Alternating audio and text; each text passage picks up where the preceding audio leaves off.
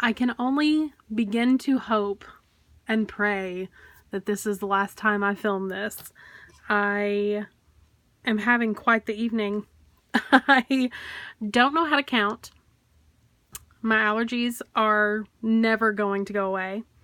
And I lost a lot of the stuff that I was needing for this. But anyway, this is part 2 of the surprise bag.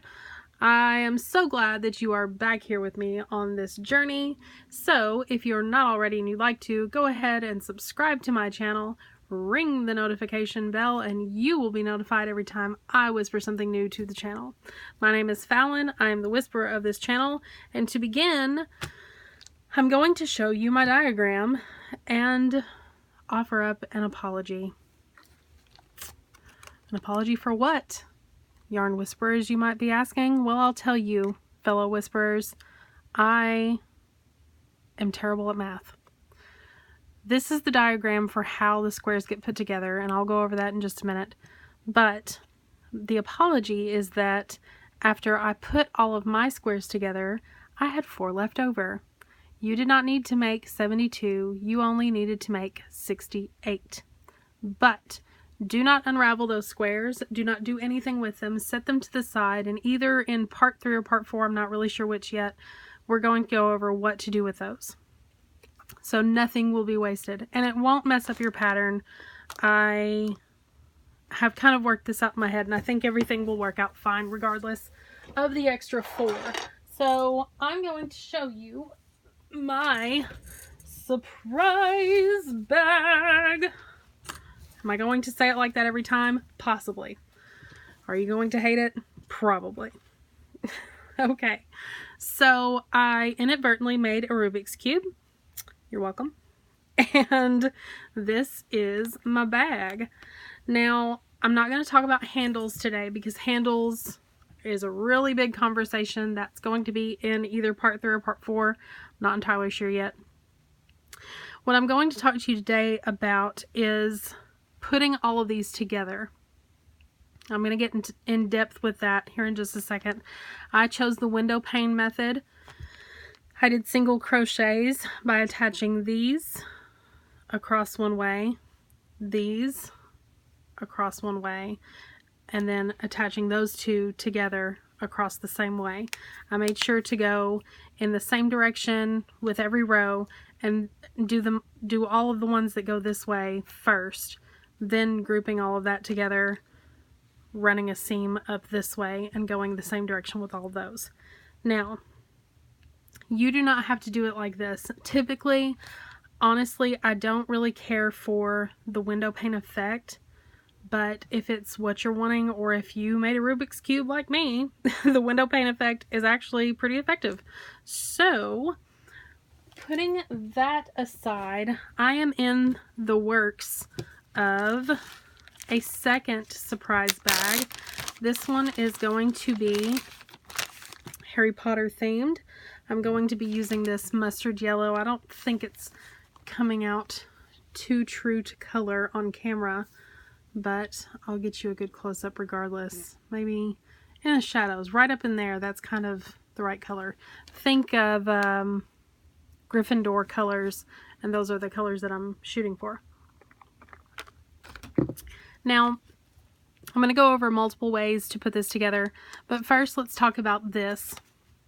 I'm going to hold this up for you so that you can take a scrap piece of paper and scratch this down so that you've got a copy of this pattern. Now, you can do this a few different ways. I chose to make all 5 of these as separate panels. So I have 2 that are 4x4, these 2 right here, and then I have 3 that are 3x4. So 12, 12, and 12, 16, and 16. Alternatively, if you don't want to make all 5 of these separately, you can put all of these together in one big shot, or put all of these together in one big shot and then add these.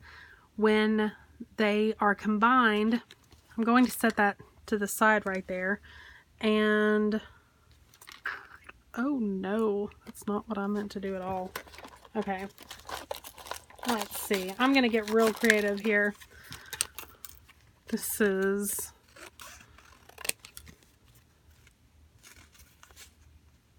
sort of what I'm going for.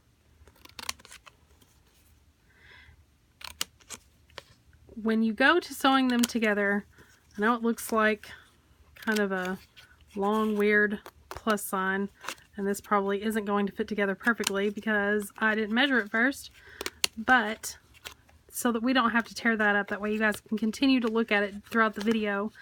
I'm just going to put this together real quick.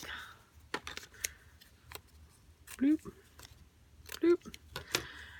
As you bring it all together, these pieces will come up, these pieces will come up, and you will have your bag. Was that all on camera? Let's see. It's a little off. And I'm a perfectionist. Forgive me. There we go. Maybe. Okay. So you have this shape going on right here. They'll go up, and these will be sewn or crocheted together. That side will go up, and that side will go up, and you'll see you have a bag, or, well, in this case, a box, I guess. You get the general idea. Now, I'm going to go over some different ways for you to put it all together. So much stuff on my desk. The first way is sewing it together, and I'm going to do this 2 different ways, and we'll talk about it. I'm using a different color yarn so that you can see the stitches really well. You can, when you're sewing them together, you want to put them facing, the right sides facing each other. And you can just go, which I'm going to slip this way back here. Don't do what I'm doing. You secure your yarn your way, because I'm going to inevitably pull this out. I'm going through both loops on this one and this one, being sure that these all line up all the way across. So I would go like this, pick up both loops like this, and I'm just going around and around and around and around and around, like so. Now you would pull this tighter, and I will hold on to one end and pull it tight so that you can kind of see what it would look like. That would be the wrong side.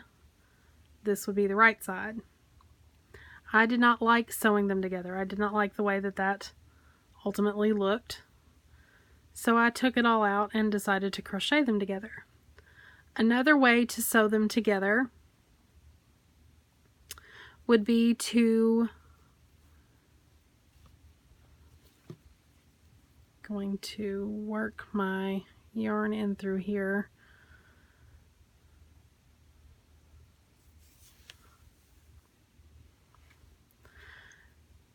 On this first one, you would come underneath this V-stitch and pick up the whole stitch. Okay. Then we'll scoot over here to this one, and we want to make sure that we've got it lined up right. So this is the chain in the corner, so we want to find the chain in this corner. So I want to go underneath the V in that stitch and pick it up. Then we're going to flip-flop. We want to go underneath the V, the next V in this side.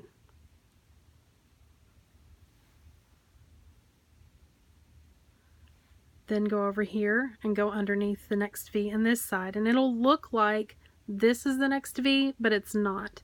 If you count your stitches, we have 3 double crochet here, we have 3 double crochet here. I started on this one, so I went into the first double crochet on this one. That means the next one is the first double crochet on this one. So we would go underneath the V right there and pull. and then alternate back and forth. And I'll do a few of these and pull it tight so that you can see what this one looks like. It's kind of similar to lacing your shoes.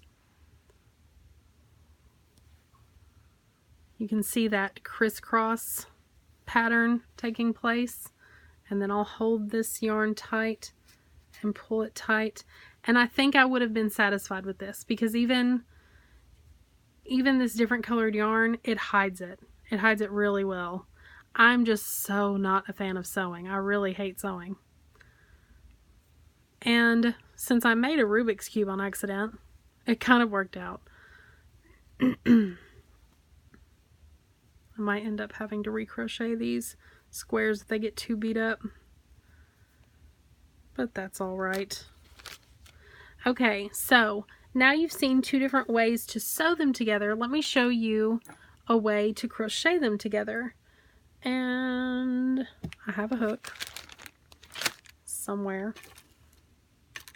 I know I do.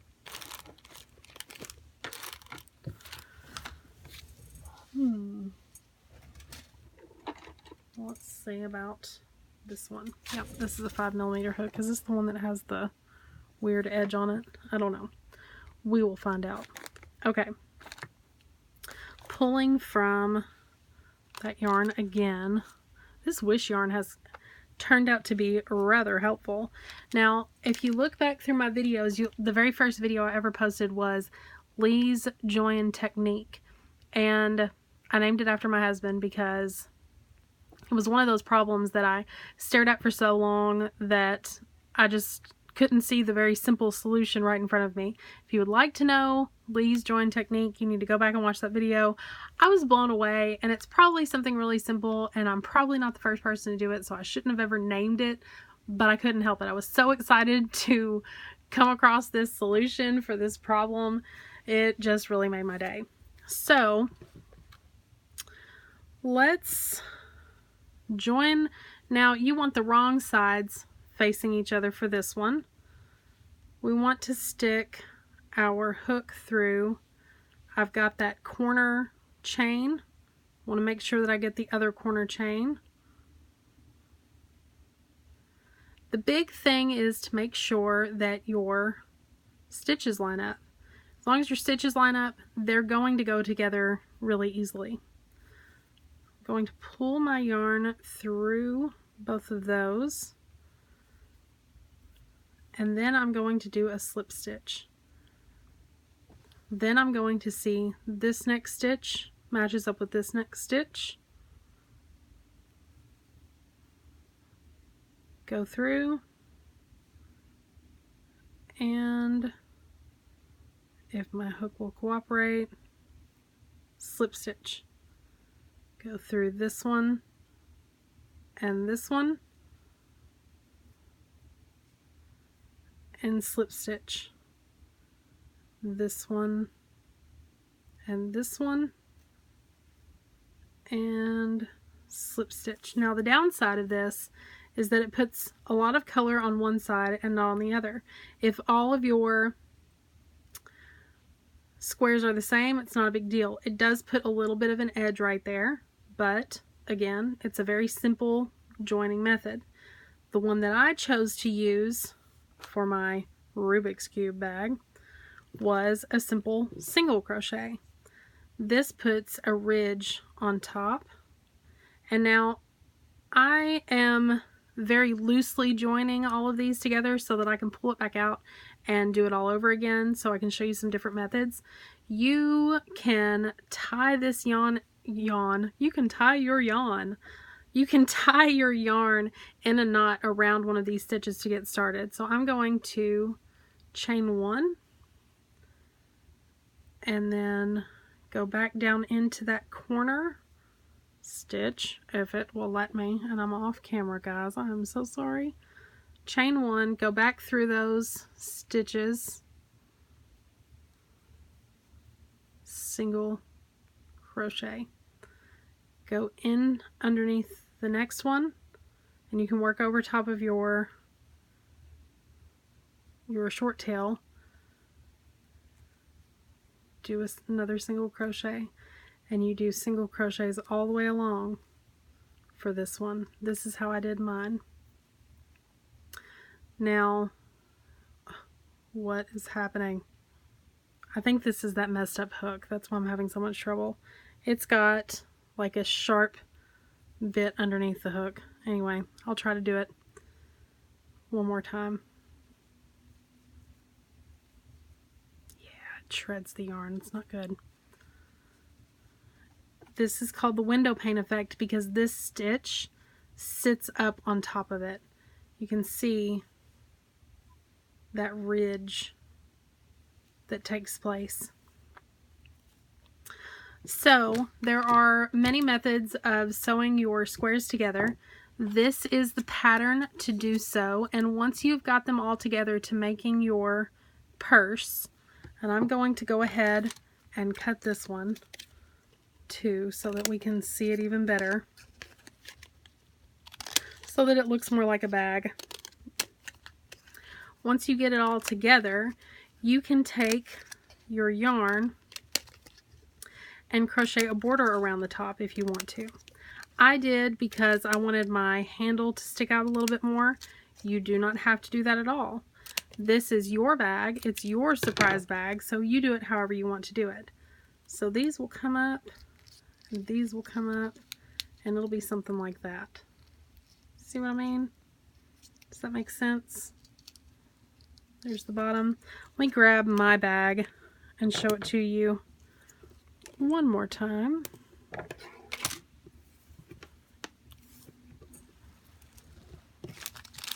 Put these up. I need to get rid of that hook. That hook is not right. Okay. So it's about the size of a shopping bag.